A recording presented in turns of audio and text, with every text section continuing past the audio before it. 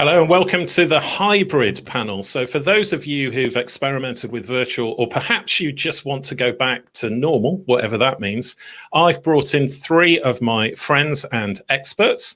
Christopher Ludwig from Ultima Media, welcome. Connor from Spark Network. I'm never going to be able to pronounce your surname, Connor, so I'm not even going to attempt it. And Joanna from VAB Events. All three of my panel members have already worked on a hybrid event in some form or other, and also have looked at things like live streaming in the past. So I thought it'd be really interesting to explore what this world might look like as we move into next year. So Connor, I'm going to start with you. I just want to find out, first of all, just tell us a little bit about what Spark Network does. Thanks, Ralph. Great to be here with you, Christopher, and Joanna too.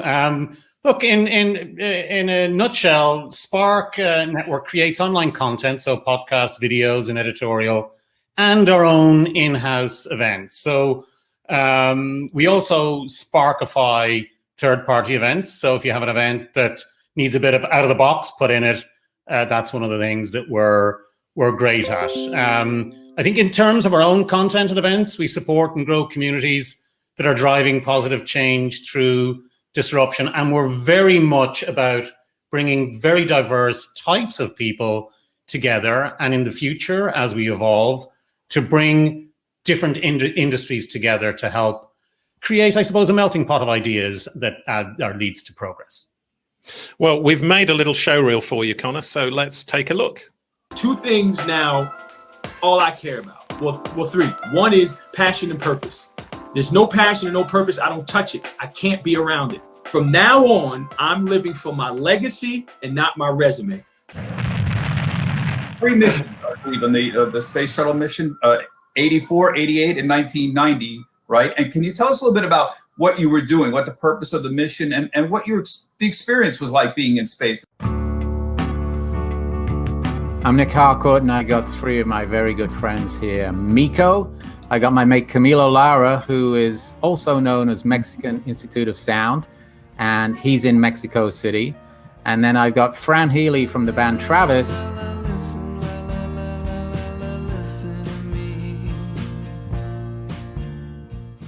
Chris is going to play some songs, and then Nick's going to ask him some questions, and you'll have the chance to actually, in one of the breakouts, you'll be able to talk to Chris and spend time with him.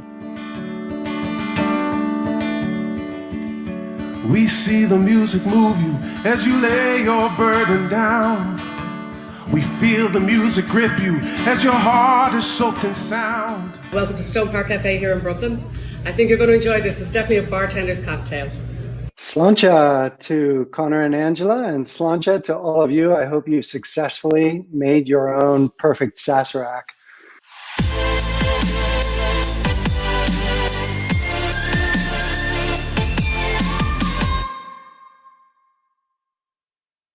A couple of things caught my eye.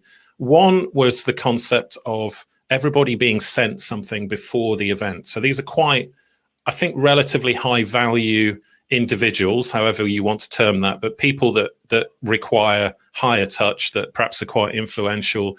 You sent them a box and they were able to make a cocktail with a bartender that we streamed live from a Brooklyn bar. Just tell us a little bit about where did that idea come from and why did you do it? Well, look, I think and most of us would agree that there are a number of things that are fundamental to any event. One is education or the content. Another is the networking, the connecting or the deal making. Another is the vibe, the personality of the event. And I think one of the problems that the digital space has thrown at us is to how to bring some of the personality and some of the connectivity between people to an event. And one of the fun ideas that we came up with was, as you said, sending out a Sazerac box or a Sazerac kit from, all the ingredients that were necessary to a really cool glass and the mixer, so that people could first, sort of get a bit of a wow factor in advance of the event, and then connecting on event day with a mixologist who was kind enough to tune in from New York and take us through how that was built. The idea, I suppose, comes from the fact that Spark Network is actually a pandemic pivot. In March, we were on our way to the States to promote our first event, which is due to take place in October in New Orleans, you know, an in-person event. So it was a nod to that, both in terms of sort of showing people what we were going to do and bringing people together. It leads to great chat. It leads to great, you know, it leads to a following in a sense. It helps build a bit of a tribe when you throw in something personal like that. Excellent. Well, you've done some other amazing things, which we'll touch on slightly later on. But I just want to bring Joanna into the conversation. VAB Events, we work together on In-House Recruitment Expo. Just tell us a little bit about what that was before the lockdown and then what it became. And also your take on hybrid, because you had a media studio for this event. Yeah, we ran our Londoner show in February each year for the last 6 years. At Olympia, and drawing 1,000 people, 1,000 visitors over the 2 days. It's a vibrant, busy event with exhibitors and sponsors.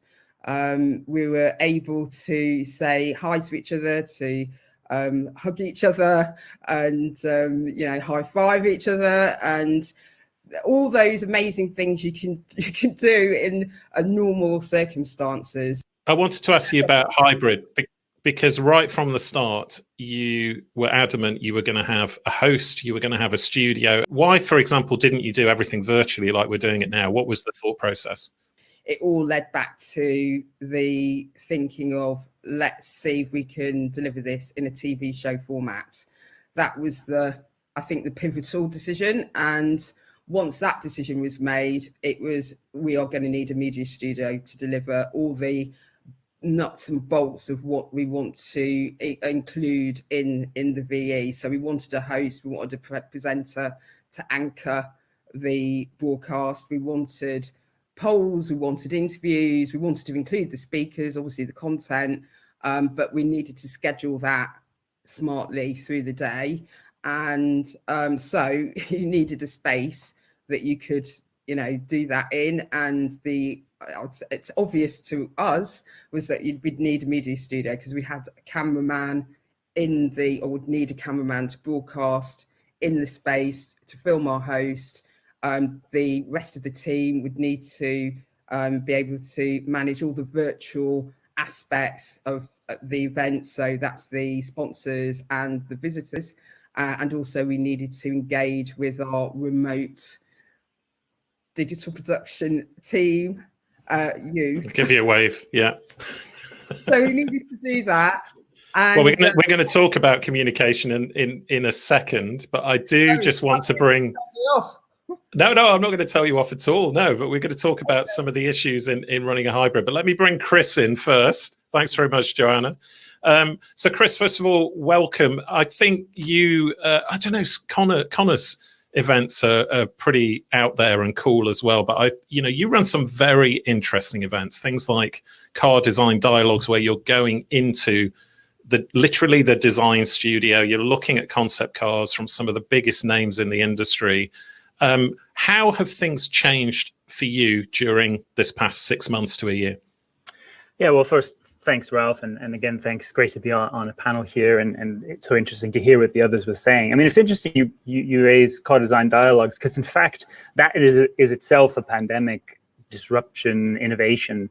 If we take Car Design News, which is one of the automotive brands that we run here at Ultima Media, our model, similar to Connor, obviously we have our own editorial across print, digital, podcast, etc. Our event business was largely, it was like centered around the global motor show circuit. So your Genevas, your LAs, your Detroits, etc.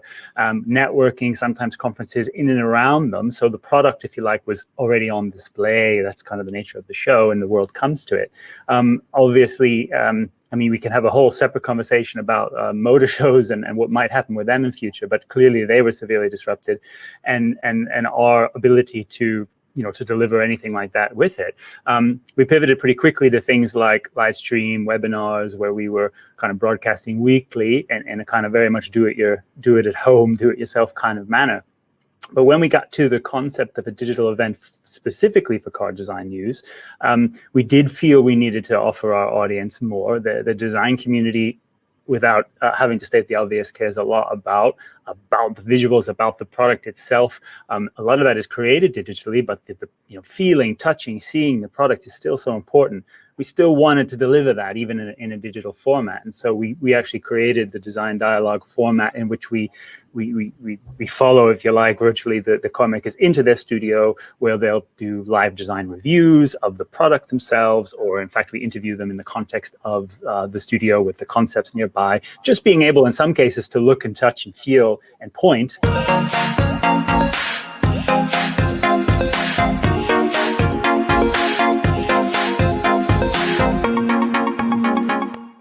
Welcome back to Car Design Dialogues. My name is James McLaughlin and I'm the editor of Car Design News.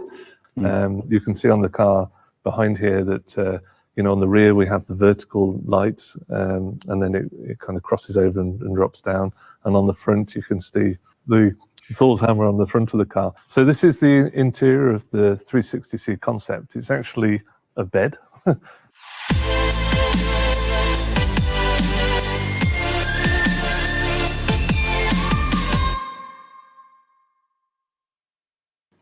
Yeah, I didn't know that Car Design Dialogues was actually a format that you've created because of the pandemic. That's fascinating.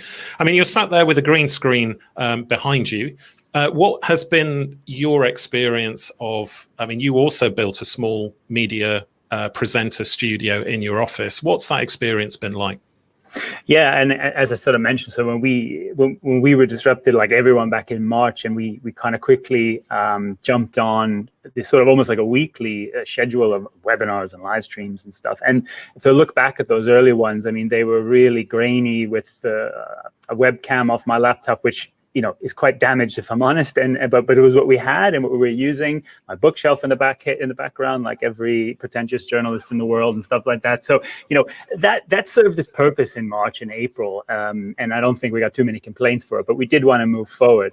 Now, I think what was previously said about having a TV studio is 100% is great, and I'm envious of that. But I think for us, the starting point wasn't necessarily to kind of invest at that level for us, because for us it was a little bit more our audience wants more of our audience, of the car makers, of the products, and so we probably wanted to focus a little bit more on what we're presenting from their side. However, we needed to up the quality of what we were doing, and so hope you don't mind me saying, I don't think you will.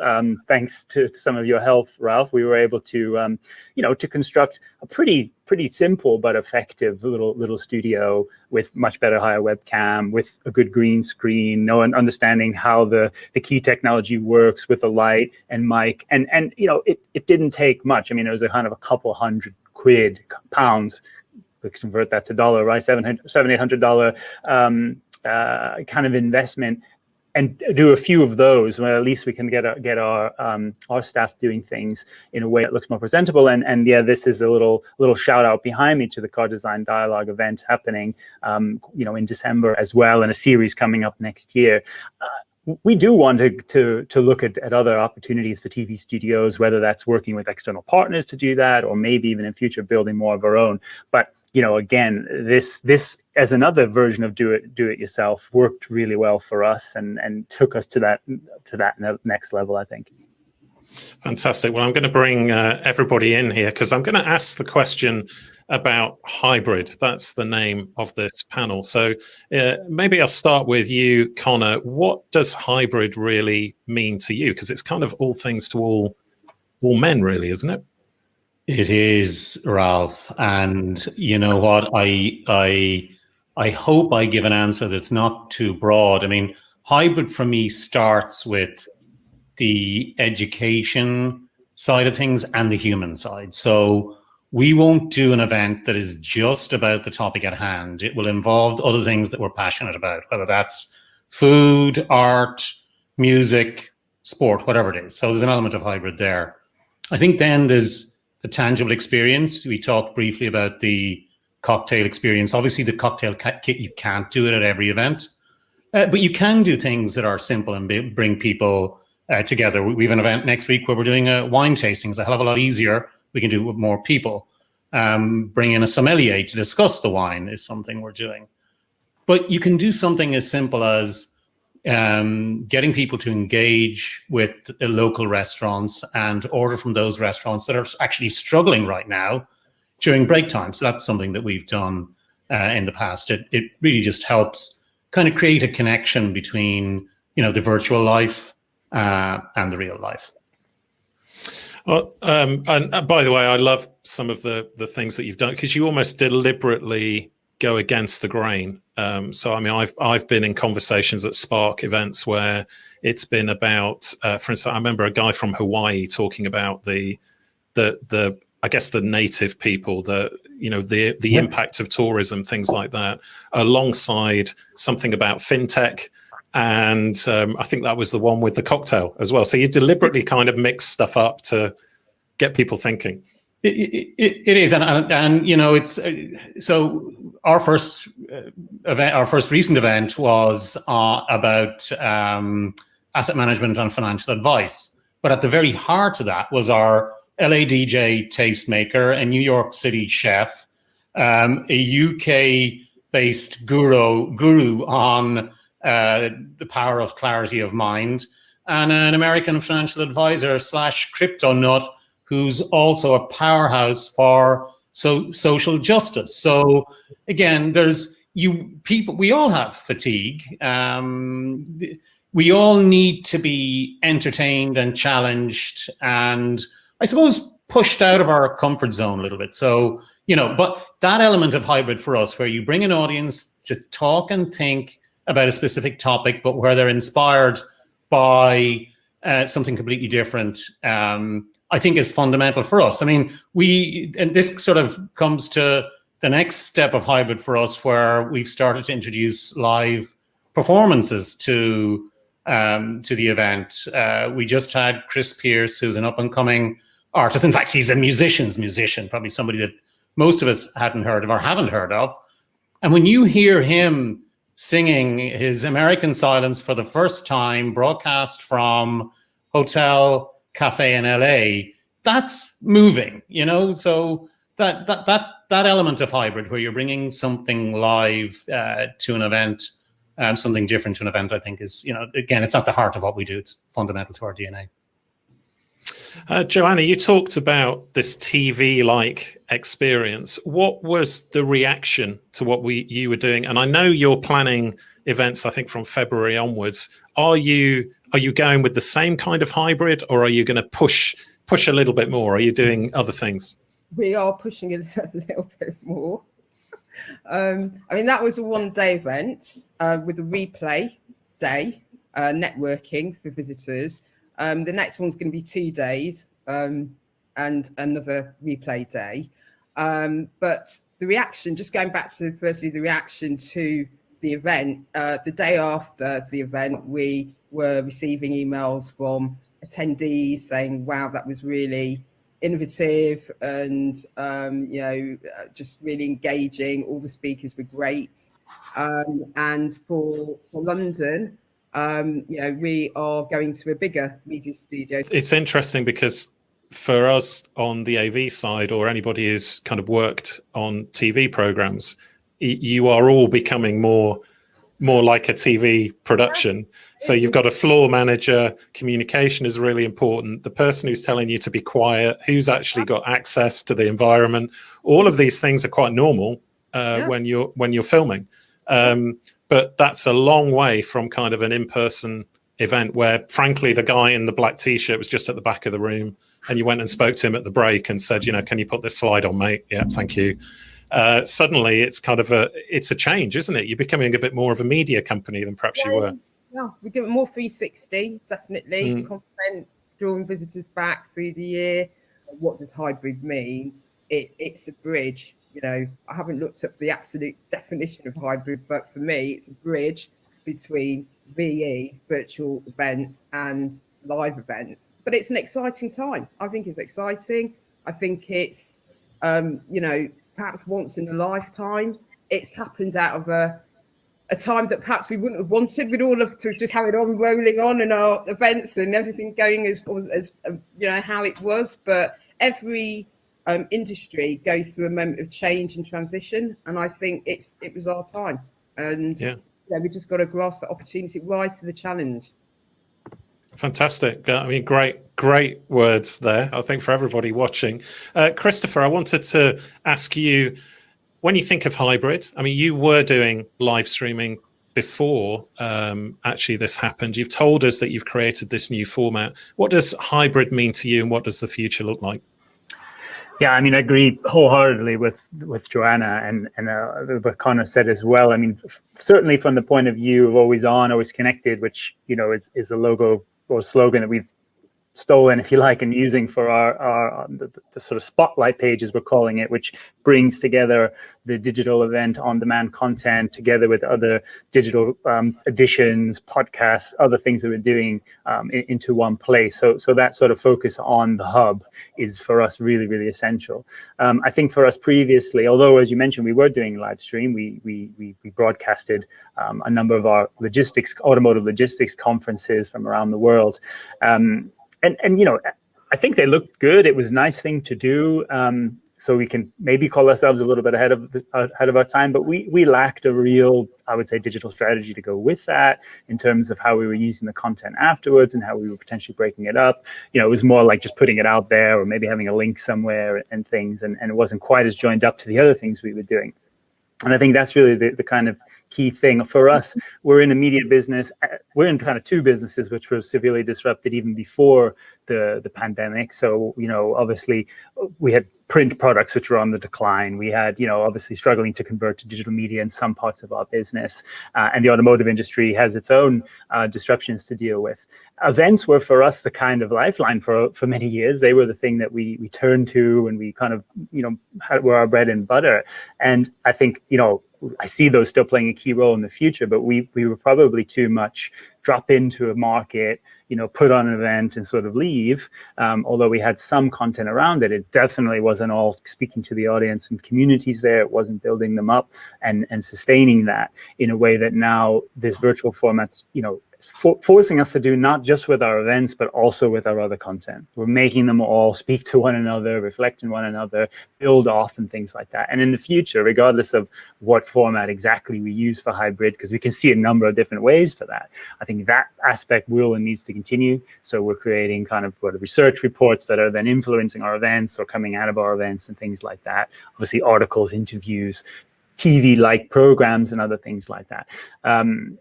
So to me, that's probably the key bit that we'll take going forward. In terms of the actual format, naturally, we'll want to use the kind of TV stuff that we've learned, if you like, in terms of how we've done it, instead of just maybe broadcasting the stage.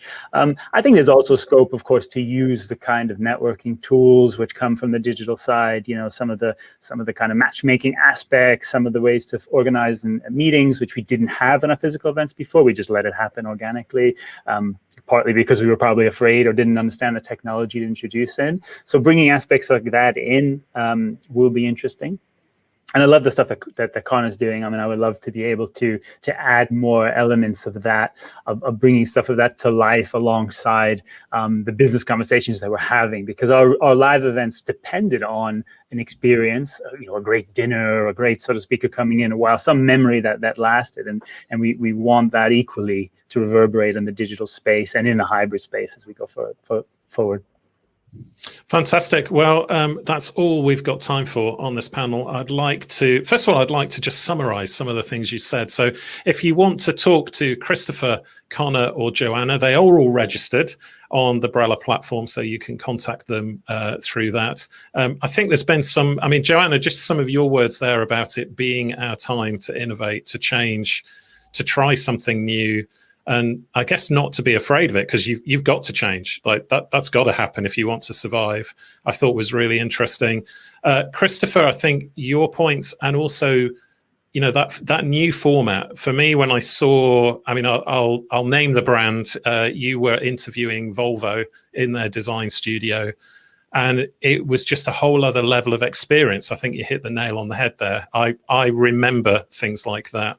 And equally with Connor, I remember the cocktail, funnily enough. I mean, partly we were trying to get that live streaming work and different camera angles of the lady in Brooklyn.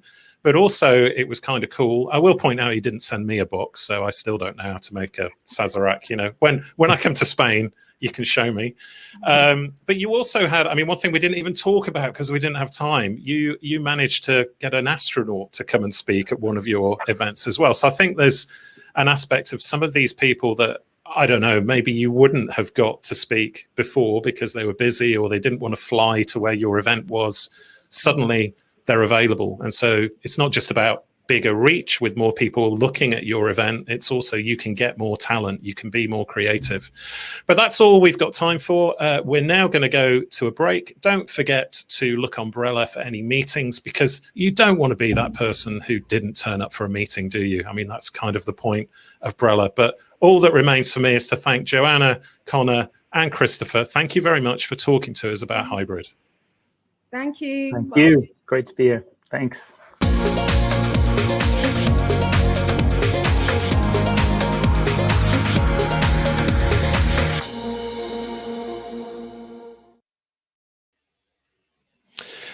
Well, I've got some great questions actually in the chat, but before we look at that, I'd like to bring on my fellow co-founder, Mike, from all the way from Ohio. Mike, you've got a Christmas tree. That's the first one today. I have. Yeah. We put it up last night, and I was like, when you said, do you want to come on for the Q&A? I was like, it's a good thing I put this up because it looks great. It's very nice, very festive. So very, very festive. Well, let's go to the poll question first, Liam, if you can bring that onto the screen.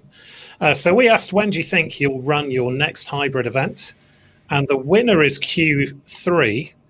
So interestingly, Q2, 28%. Actually, it's between Q2 and Q3, isn't it? So you're basically thinking, at least for the Northern Hemisphere, that's summer. So kind of April through to September. What do you think, Mike? Also, 13% have said we just won't run one.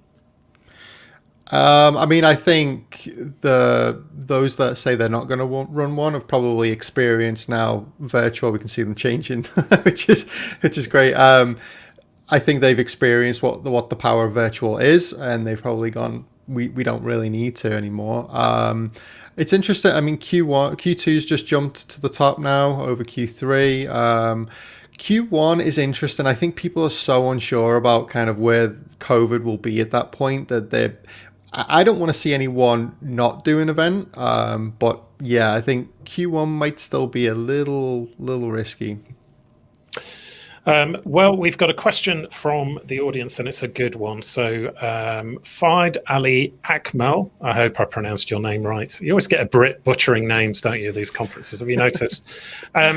Everyone, do you see in-person hybrid conferences narrowing their duration to be a half-day show and spread across multiple days? So this is about fatigue, taking what normally happens for 8 or 9 hours because we're all in a venue, putting it online. Do people stay engaged? Are they still there? Do you see things changing with hybrid? Oh, I think, I mean, yeah, I could see that absolutely happening down to a half day, multiple day event. I mean, we've been talking about this kind of backstage and stuff about how there are elements of an event that are going to take a long time to come back. Things like booths that are like actual physical booths where people are going to them and congregating around these places. And as an attendee at a hybrid event, you're going to be basically sat in a room watching content that is being beamed out to other people online. And so what do those people do in between the breaks?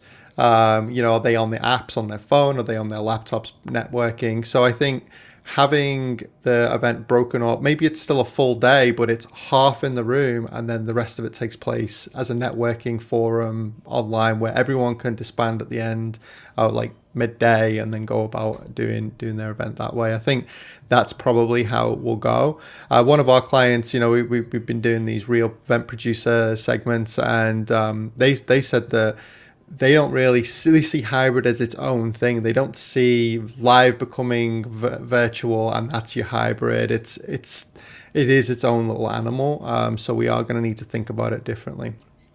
Well, as somebody who used to work in digital marketing, it makes sense when you think about everything online. As you say, different formats for different things. Yeah. We've got one final question that I will try and take, and then it's networking time. So the question was, any tips for creating the studio? Do you need to outsource the whole process, or can it be managed internally?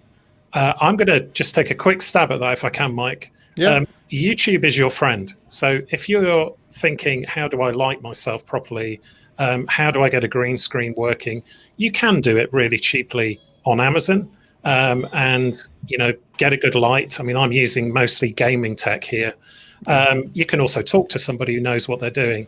But I think when it comes to perhaps proper hybrid events, so where we are on site and we've got 3 different camera angles and a government minister or somebody important, I wouldn't really suggest you leave it to the gamers to do that. But there's definitely a lot of information out there. Well, it is also much easier to get this stuff now than it was in February and March, where you couldn't get a webcam, you couldn't get a green screen, or people were buying them up and selling them back on eBay for it was like a PlayStation. It's crazy. So now it's much easier to get hold of this stuff and do it. But absolutely, get this stuff, try it out and test it. It's totally worth it and a lot of fun. All right, well, we're going to move on to the next section, which is networking. So there's a break now, which, if I can just find my Brella agenda, there we go.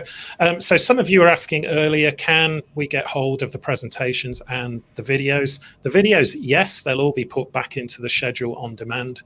And as I said before, you just need to tick the past content box, which is top right umbrella on the schedule. You can do that a little bit later on. And then the next session, which is on in about 20 minutes time, is all about online event monetization. And that's with Bo Bruskin, and Heather's back. So we'll hear from Heather then. But for now, check your meetings. Thank you.